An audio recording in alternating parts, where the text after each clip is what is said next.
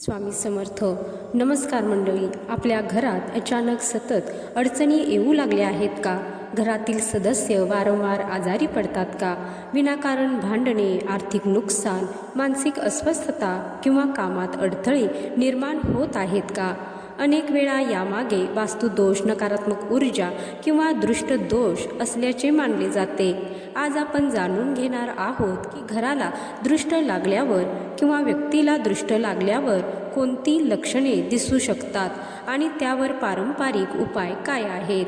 तर भारतीय संस्कृतीमध्ये दृष्ट किंवा वाईट नजरेची संकल्पना प्राचीन काळापासून मानली जाते.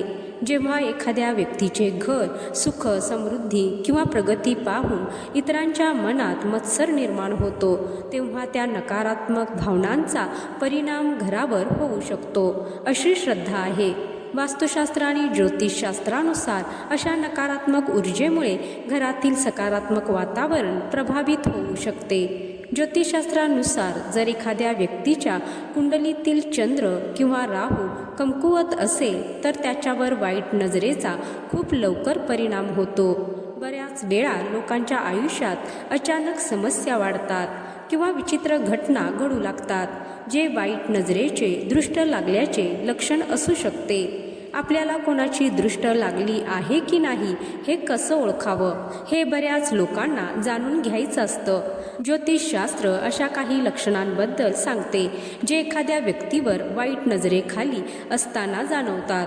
चला जाणून घेऊया वाईट नजरेची लक्षणे कोणती आहेत. तर नजर लागणं म्हणजे काय? नजर दोषाला सामान्यतः वाईट नजर किंवा दृष्ट लागणं असं म्हणतात. धार्मिक श्रद्धेनुसार एखाद्या व्यक्तीवर किंवा वस्तूवर जेव्हा एखाद्या नकारात्मक ऊर्जा किंवा वाईट नजर पडते तेव्हा त्यावर नकारात्मक परिणाम होतो. नजर दोष हा शारीरिक, मानसिक किंवा आर्थिक समस्या निर्माण करू शकतो. नंबर 1, हात आणि पायांची नखं खराब होणे. ज्योतिषशास्त्रानुसार जर तुमच्या हाताची आणि पायाची नखं अचानक खराब होऊ लागली किंवा तुटू लागली तर समजून घ्या की तुम्ही वाईट प्रभावाखाली आहात.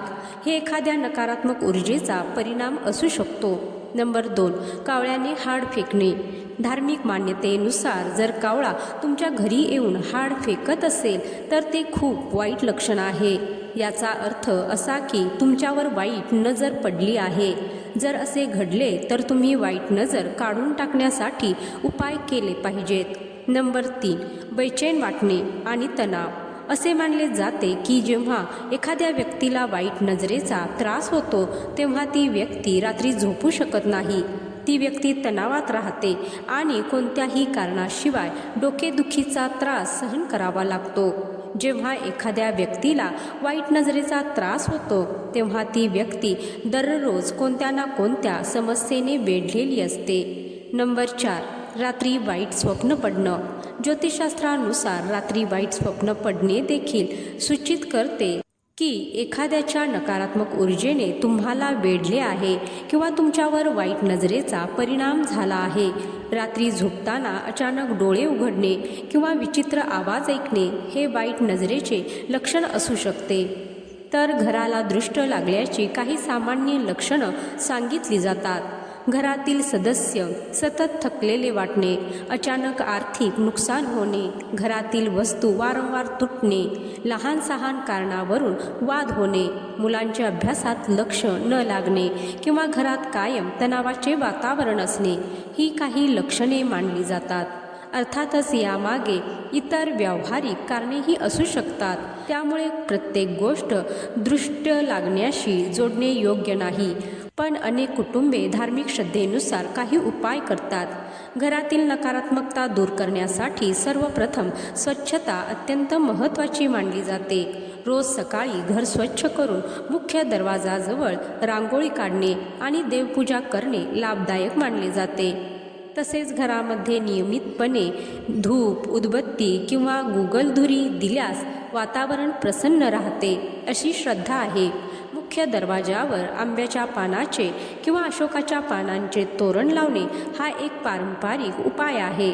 यामुळे सकारात्मक ऊर्जा आकर्षित होते आणि नकारात्मक शक्ती दूर राहतात असे मानले जाते. तसेच दर शनिवारी किंवा मंगळवारी घराबाहेर लिंबू आणि मिरची टांगण्याची प्रथा अनेक ठिकाणी आढळते.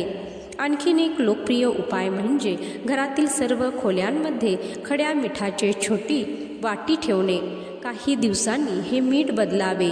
वास्तुशास्त्रानुसार मीठ नकारात्मक ऊर्जा शोषून घेण्यास मदत करते अशी मान्यता आहे. तसेच आठवड्यातून एकदा पाण्यात थोडे मीठ मिसळून घर पुसल्यास घरातील वातावरण हलके आणि सकारात्मक राहते असे अनेक लोक मानतात. धार्मिक श्रद्धेनुसार दररोज श्री स्वामी समर्थ, श्रीराम, हनुमान किंवा आपल्या कुलदेवताचे नामस्मरण करणे अत्यंत शुभ मानले जाते.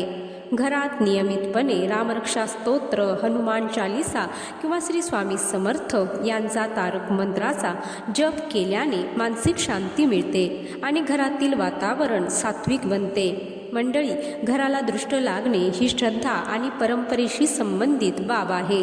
मात्र घरातील प्रेम, एकता, स्वच्छता, सकारात्मक विचार आणि ईश्वर भक्ती हेच खरे सुखी घराचे आधारस्तंभ आहेत. त्यामुळे कोणत्याही अडचणी आल्यास घाबरून न जाता सकारात्मक राहा, योग्य प्रयत्न करा आणि श्रद्धेने ईश्वराचे स्मरण करा. आता पाहूया स्वतःची दृष्ट कशी काढायची. स्वतःची दृष्ट स्वतः काढण्यासाठी मीठ आणि मोहरीचा उपाय सर्वात सोपा आणि प्रभावी मानला जातो. यामुळे शरीरातील आणि मनातील नकारात्मक ऊर्जा दूर होते. यासाठी थोडे जाडे मीठ आणि काही मोहरीचे दाणे घ्यावे लागतील. मूठ बांधणे. उजव्या हातात थोडे मीठ आणि मोहरी घेऊन मूठ घट्ट आवळा. मूठ फिरवणे. आता ही मूठ डोक्यापासून पायापर्यंत 7 वेळा घड्याळाच्या उलट दिशेने म्हणजेच अँटी क्लॉकवाईज फिरवा. नंबर 3. नकारात्मक ऊर्जा विसर्जन. घरातील मीठ मोहऱ्या वाहत्या पाण्यात सोडून द्या किंवा जाळून नष्ट करा. दुसरा पर्यायी मार्ग आरसा पद्धती. जर तुम्ही घरात एकटे असाल आणि वरील उपाय करणे शक्य नसेल तर आरशासमोर उभे राहा. स्वतःच्या डोळ्यात पाहत स्वतःची दृष्टी उतरवण्याचा विचार मनात आणा आणि वरीलप्रमाणे 7 वेळा हात फिरवून मीठ वाहत्या पाण्यात किंवा बेसिनमध्ये सोडून नळ चालू करा. तर आध्यात्मिक दृष्टिकोनातून दृष्ट काढताना आल्या गेल्याची बाहेरच्यांची दृष्ट निघून जावी अशी प्रार्थना करावी. तर मंडळी, आजचा हा माहितीपूर्ण व्हिडिओ तुम्हाला आवडला असेल तर व्हिडिओला लाईक करा, शेअर करा आणि स्वामी समर्थांचे भक्त असाल तर कमेंट बॉक्समध्ये श्री स्वामी समर्थ नक्की लिहा. व्हिडिओ शेवटपर्यंत पाहिल्याबद्दल धन्यवाद. जय श्री स्वामी समर्थ. जय श्री गुरुदेव दत्त.